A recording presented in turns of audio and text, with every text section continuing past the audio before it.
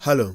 On the 29th of April 1992, Valentine Melvin Strasser accidentally seized power in Sierra Leone, a small diamond-rich country in the western part of Africa, becoming the world's youngest head of state, leading 4 million people and the commander-in-chief of a fractious impoverished army.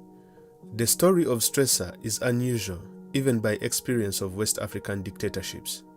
His unlikely rise to power and his precipitous fall to poverty is one of the best explanations of a tale of rags to riches to rags. Valentine Melvin Strasser was born on April 26, 1967 in Freetown, Sierra Leone, where he attended Church Missionary Society Grammar School up to Form 6 at a post-secondary level. On completing school, he enlisted in the Republic of Sierra Leone Military Forces, where he rose to a rank of a junior officer after his training. Strasser was an unknown army captain and only came close to fame when he won a couple of dance-offs in a nightclub in Allentown, a Freetown slum. On the 29th of April 1992, Strasser was among the 6 disgruntled junior military officers who seized power in a bloodless coup and overthrew the then president Joseph Saidu Momo, who was nicknamed Dandong, meaning idiot, for his bad leadership. Taking power was the easiest of tasks, but keeping it and running the country would be the toughest jobs Strasser and his colleagues would have to face. The thought of toppling Saidu's government came about as a result of more than 2 decades of corruption and mismanagement of the country. Life in Sierra Leone had become harder due to a war in neighboring Liberia that had spilled over in the country. Strasser started his military career in 1990 as a regional peacekeeper in Liberia under the Economic Community of West African Monitoring Group, where he served for 7 months. On his return from Liberia, he joined a unit fighting the rebel incursion in the east that had crossed over from Liberia under Charles Taylor. Strasser and a group of other government soldiers had to endure miserable fighting conditions, lack of logistical support, and limited ammunition. Ironically, the soldiers at the war front sometimes did not even receive their salaries on time, and their welfare was hardly at the top of the government's list of priorities. During his first interview as president, Strasser described how he had to fight the Revolutionary United Front rebels with absolute guns that wouldn't fire. On the 1st of May 1981, he received a shrapnel wound to the leg while defending a bridge and endured an operation without anesthetic due to lack of medical supplies. To make matters worse, the military refused to send Strasser and other injured soldiers an ambulance or helicopter for evacuation from the battlefield for further treatment, claiming the country couldn't afford it. The seeds of discontent had been sowed amongst the soldiers, and so, on the 29th of April 1992, Strasser and colleagues launched Operation Daybreak, drove to the capital Freetown to make their grievances known. They ended up raiding the office of the president in central Freetown, as well as a lavish old presidential lodge, where they found President Momo hiding in the bathroom wearing a dressing gown. He was bundled into an army helicopter and taken over to the border in Guinea. If the coup had come as a shock to Momo, the young officers seemed equally surprised at the ease of their takeover. Later, it would transpire that although the officers were planning a coup, they hadn't necessarily meant to do so on that day. Fate had simply handed them a chance. The coup leaders were so unprepared that they hadn't designated a new leader. Eventually, Strasser was chosen for 3 reasons, not because of his leadership or military expertise, but simply because he was one of the few who had completed secondary school and his English was good enough to read the junta's declaration on radio. As captain, he was also of a higher rank than his co-conspirators. Some also argued that Strasser got at the top post because those around him felt that he could be manipulated easily. The new rulers of Sierra Leone called themselves the National Provisional Ruling Council, NPRC, with Strasser as chairman and president at the youthful age of 25. In standard coup fashion, Strasser denounced nepotism, tribalism, corruption, and promised a clean-up exercise. His government was highly welcomed and popular, whereby people were even snapping up calendars decorated with Strasser, our Redeemer. In no time, the Redeemer introduced reforms by endorsing a 2-year transition to democracy. The soldiers launched a clean-up campaign to rid the streets of mountains of garbage, and often joining in themselves. The economy was doing so well that gas and electricity were once again available. Ambulances, which had all but disappeared from Freetown, were imported and put back to use again.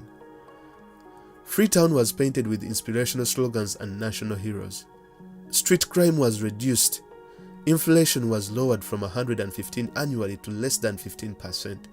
Surely Strasser was in control, and for a while he proved his critics wrong that had judged him according to his age. However, after a brief period, the euphoria faded. 8 months in, Strasser made the worst blunder of his presidency that would later haunt him long after he had left power.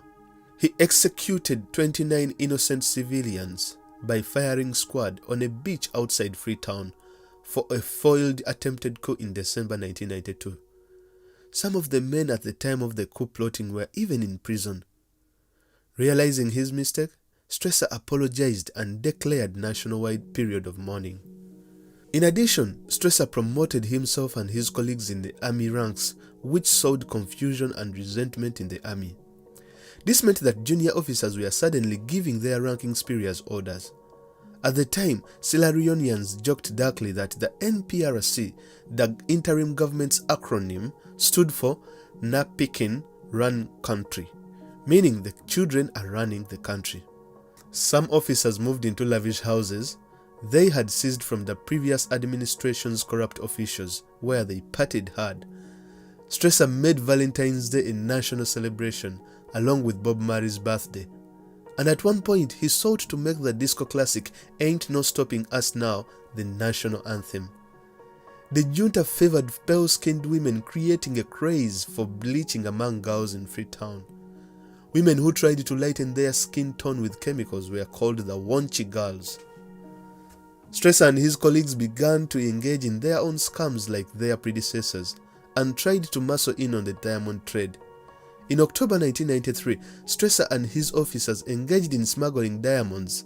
This was revealed by a Swedish newspaper suggesting that they had flown to Antwerp, Europe's diamond capital, with smuggled stones valued at tens of millions of dollars. They used the money earned from the deal to buy arms and divided the rest amongst themselves. The managing editor and 6 other colleagues who published the article were arrested and thrown in prison. By late 1993, Strasser's handling of the Blowing War in the East made matters worse for him. His army was close to defeating the rebels when Strasser called for a ceasefire in December, which turned out to be a huge blunder that enabled the RUF rebels to regroup and begin setting up jungle bases around the country. They became a nightmare to Strasser and his government that he was rapidly losing control over a big chunk of the country. In desperate attempts, the government launched an army recruitment drive enlisting children as young as 12, which increased the army ranks from 5,000 in 1991 to 12,000 in 1994. However, that did little to help save Strasser and his men. By the following January, state radio bulletins were urging citizens to have sticks, stones, and machetes ready, as refugees pouring into the capital Freetown brought tales of torture and mutilation from the east. In a last-ditch effort to save his regime, Strasser solicited the help of mercenaries, which at first included the Gulukas security guards and later turned to executive outcomes, who composed predominantly of former South African Special Forces troops, whose role was to combat the rebels, and payment would be made in diamond concessions and cash. The move was a triumph, whereby the war was stopped and rebels had to retreat. Fighting in Sierra Leone ceased, and over 1 million displaced people returned to their homes. But this came at a huge cost of $35 million, just 1/3 of the government's annual defense budget. The period of peace was short-lived, as the mercenaries that the government relied on had to leave, due to a provision within the Abidjan Peace Accord of 1996, where all foreign troops had to leave Sierra Leone. With the accord receiving overwhelming international support, Strasser was under intense pressure to let go of the mercenaries in order to ensure peace. This too turned out to be a great relief for the RUF rebels, who weren't disarmed and decided to regroup and started attacking again. Under pressure from the civic organizations and the donor community, Strasser decided to hold polls in February 1996 and put himself forward as a candidate, ignoring the constitutional minimum age of 90. He subsequently threatened to fire his colleagues who did support him, which inflamed existing leadership rifts within the party. A few weeks before the election, Strasser went to a routine government meeting with substantial security personnel. While in the meeting, his second-in-command, Julius Maada Bio, held a gun to his head and ordered him to surrender. He was overpowered and bundled into a helicopter and flown to Guinea, just as it had happened to Joseph Momo 4 years earlier. On their way to exile, the captors were too sloppy that they realized the keys to the handcuffs were forgotten. The chopper had to fly back to Freetown to retrieve them. Though Maada Bio was only 30 at the time and harbored ambitions to make himself president, he allowed the election campaign to proceed, and in March 1996, Ahmed Tijan Kaba, a 64-year-old politician, was elected as president.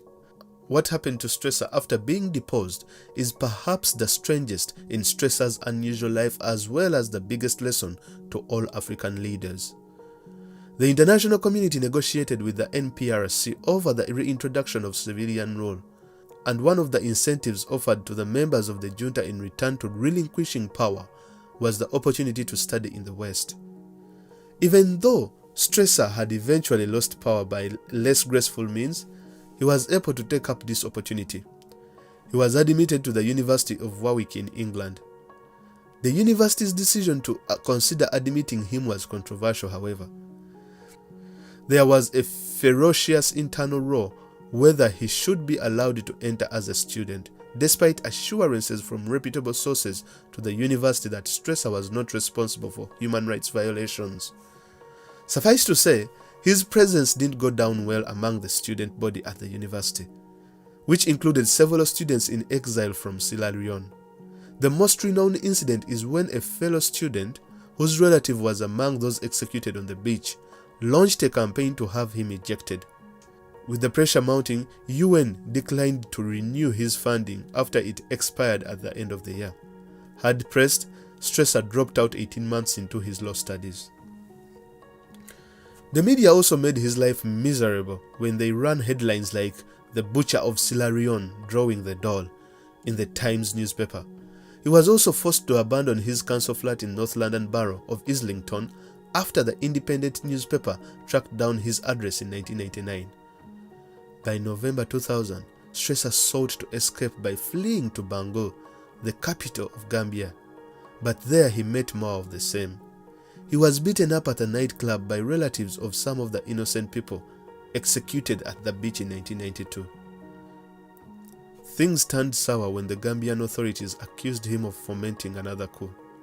He was arrested and deported back to London, where he was refused re-entry. At this point, there was nowhere left to go, especially when many others had despised and rejected him. The then President Ahmed Tijan Kaba granted him amnesty to return home. He was given some dignity to feel human again on his return home, only for him to return to a depressed and destitute state when the Kaba government was swept out of power through the justice of the ballot rather than the power of the bullet.